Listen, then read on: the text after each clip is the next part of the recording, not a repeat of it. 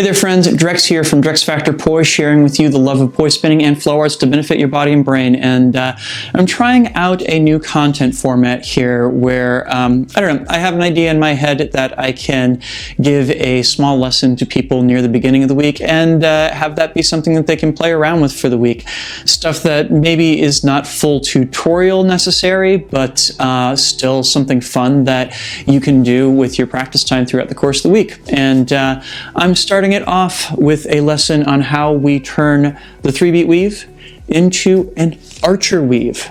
So before we dive into that, I just want to give a quick shout out to the friends of the channel. Big thanks to Dark Monk, Fire Mecha, Flow Fests, Flow Toys, Juggling Calling, Pyroterror Light Toys, Spinballs, and Ultrapoi for helping to make the videos on this channel possible. You can learn more about all these amazing businesses and what they're doing to support flow artists like yourself by checking out the links that I've got down in the description of this video. And special thanks to non-business friends of the channel, Johnny Howard, Lain Mochinsky, and Pekha Pekkonen. Thank you all so very much for your support for my work and my mission. So the format here is going to be a little bit more off the cuff. Basically, I'm going to be just giving a lesson in real time, and y'all can tell me how that feels. It's a little bit more informal. We're just doing it here in my living room. I'm not doing my full studio setup, so it's got a little bit more of a casual feel to it, right?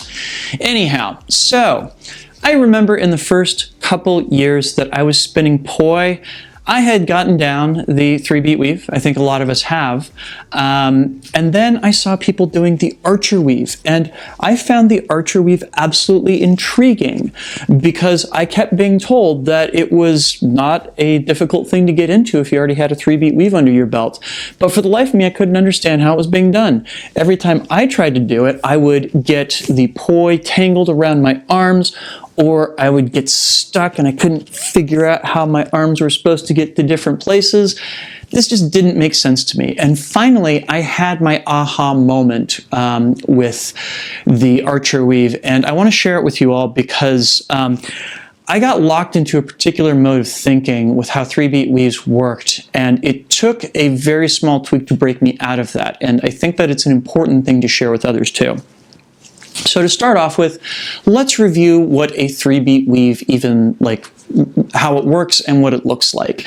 One of the more common methods for teaching the 3-beat weave is to teach people a basic pattern wherein one poi works around the other hand, going over, under, back, where these are the 3 beats of the 3-beat weave, where I take the poi from being on my native side, I will do a little what I call a tic-tac, or like just a 2-beat to get over on top of my other hand, and then I will bring the poi around underneath that hand before bringing it back to the native side. So both the over and the under beats are happening with that poi bent over to my non-native side. That is from my left side to my right side, stays on my right side as I'm going from over to under, and then I bring it back to my left-hand side. So it's 1 beat on my left side, 2 beats on my right side. Yeah? This may not be how you learned it, but it's one of the methods that I've encountered over the years for doing a 3-beat weave. Again, over, under, back, over, under, back, over, under, back. Okay. So we're going to do a slight tweak to this to start figuring out how we're going to get into the archer weave. Namely, instead of aiming to go around my right wrist here, what I'm going to do instead is I'm going to start aiming for my right elbow, right here.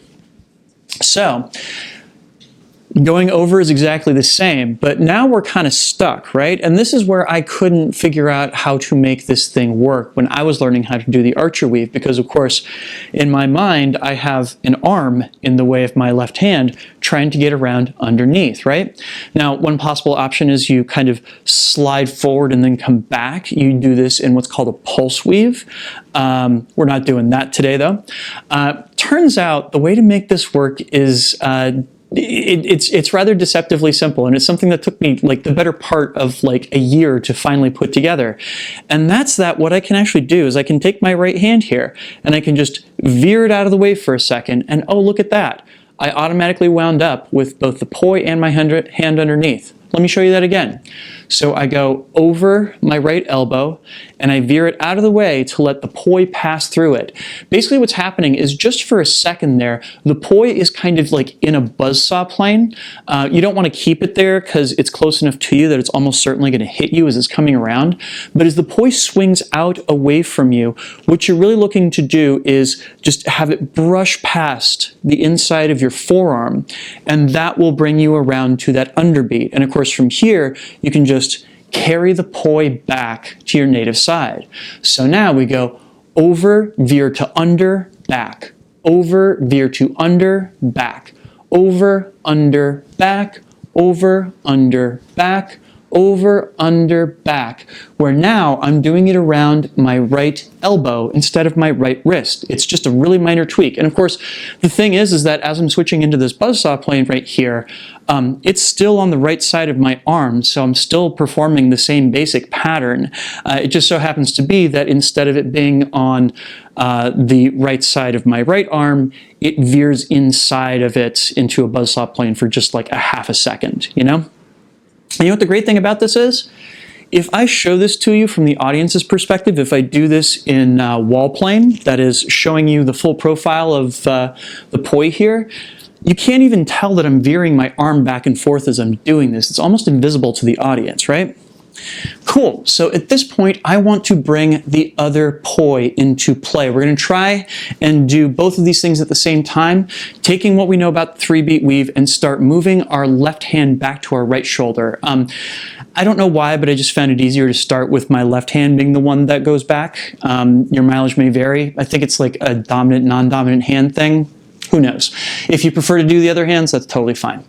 But we're going to get started by doing just a standard 3-beat weave, and I'm kind of like aiming the 3-beat weave off to my right-hand side here. Part of why it's called the archer weave, of course, is you kind of do it from like a side stance here.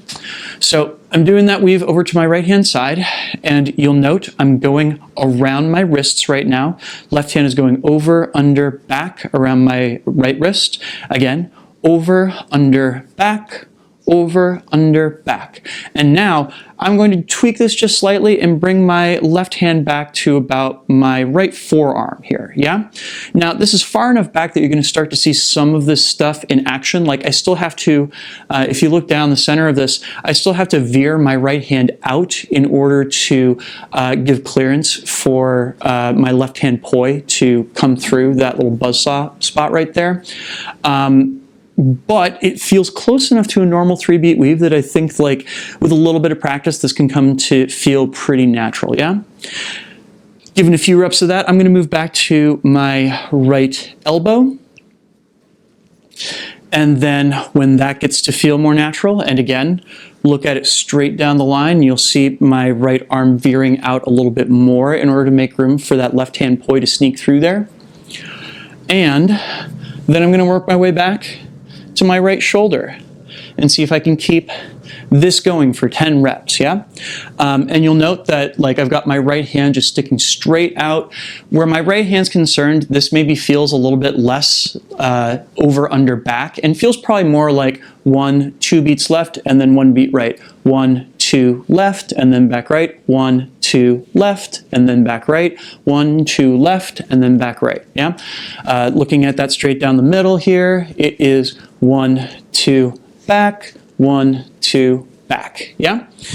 So I want to try and get in 10 reps like this to get this down to muscle memory.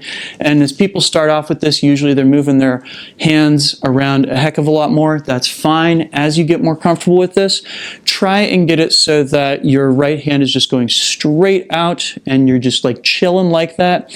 And your left hand is staying as close to your shoulder as you possibly can. This should feel like a body tracer, yeah? And the closer you're able to get to that basic form, the cooler it's going to look. And of course, that will set you up for all kinds of other body tracers too. Yeah? Awesome. What did you all think of this format? Please leave me your comments, leave me a like. Also, please be sure to subscribe and share to help other people find this video and to help my channel grow, yeah? And of course, if you have any suggestions for stuff that you would like to see me cover in this format here with these kind of like one-take lessons that are kind of off the cuff, please leave me a comment and let me know. This is more kind of like playing around with techniques and little tweaks to stuff, right?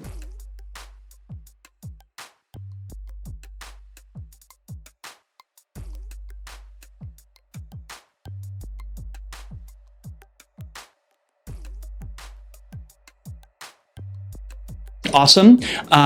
Few things before we head out. Number one, this video would not be possible if it were not for the kind support of all of these lovely people right here. These are my Flow patrons over on Patreon.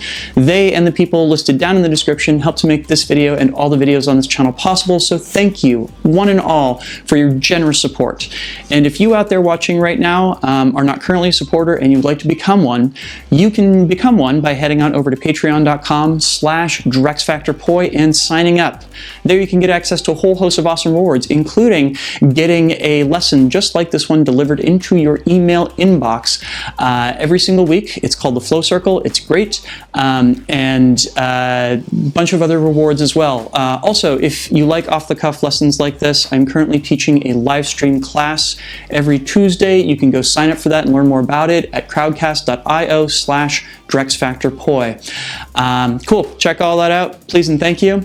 If you would like to check out some more of my tutorials, I will go ahead and leave a link to a playlist of them down in the description, as well as up on screen if you're watching on YouTube. And also the YouTube algorithm thinks that you'll like this top video based upon your past viewing habits, so maybe give that a look too. Thanks so much for watching. I hope that you enjoyed this video and it gave you some stuff to practice, and I will see you with a new video on Monday. Thanks so much and have a good one. Peace.